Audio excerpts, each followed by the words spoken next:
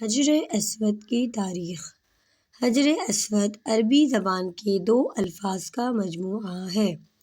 حجر عربی میں پتھر کو کہتے ہیں اور اسود سیاہ اور کالے رنگ کے لیے بولا جاتا ہے۔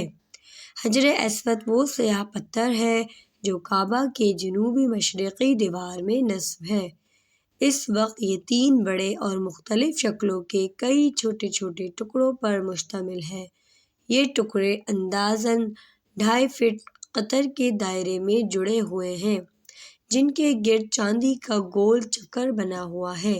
جو مسلمان حج یا عمرے کرنے جاتے ہیں ان کے لیے لازم ہے کہ طواف کرتے ہوئے ہر بار حجر اسود کو بوسہ دیں۔ اگر ہجوم زیادہ ہو تو ہاتھ کے اشارے سے بھی بوسہ دیا جا سکتا ہے، جس کو استلام کہتے ہیں۔ حجر اسود کے ساتھ بہت سارے واقعات ہوئے ہیں۔ سب سے پہلے تو اس کی یہ بات بتانا ضروری ہے کہ یہ ایک جنت کا پتھر ہے، جو کہ حضرت ابراہیم علیہ السلام جب خانہ کعبہ تعمیر کر رہے تھے تو ایک کونے میں پتھر کم پڑ گیا، تو حضرت جبرائیل علیہ السلام نے یہ پتھر ان کو جنت سے لا کے دیا، اور حضرت ابراہیم علیہ السلام نے اس پتھر کو ایک دیوار میں نصب کیا خانہ کعبہ کے دروازے کے پاس۔ اور جو ہے حضرت اسماعیل علیہ السلام بھی ان کے ساتھ ساتھ خانہ کعبہ کی تعمیر کر رہے تھے، لیکن اس کے بعد کئی دفعہ حجر اسود کے ساتھ کافی لوگوں نے بہت ظلم کیا، یعنی اس کو توڑ کے لے جانے کی کوشش کی، اس کے اوپر ظلم کیا اور وہ ٹکڑے ٹکڑے ہو گیا اس طریقے سے۔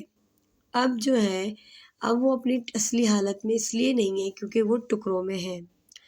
کئی لوگ ایسے گزرے ہیں جنہوں نے اس کے اوپر ظلم کر کے اس کو ٹکڑے ٹکڑے کر دیا تھا، جس کی وجہ سے پرانے مولانا حضرات، صوفیہ کرام وغیرہ نے اس کا یہی حل بتایا کہ اس کو اس طرح جوڑ کے خانہ کعبہ کی دیوار میں لگا دیا جائے، اور جو لوگ عمرہ وغیرہ کرنے آئیں تو وہ اس کو اسی طریقے سے بوسہ لیں جیسے ہمارے پیارے نبی صلی اللہ علیہ وسلم بوسہ لیتے تھے۔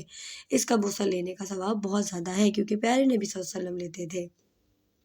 حضرت عمر رضی اللہ تعالیٰ عنہ فرماتے ہیں کہ یہ پتھر ہے لیکن پیارے نبی صلی اللہ علیہ وسلم بوسہ لیتے تھے، اس لیے میں اس کا بوسہ لیتا ہوں۔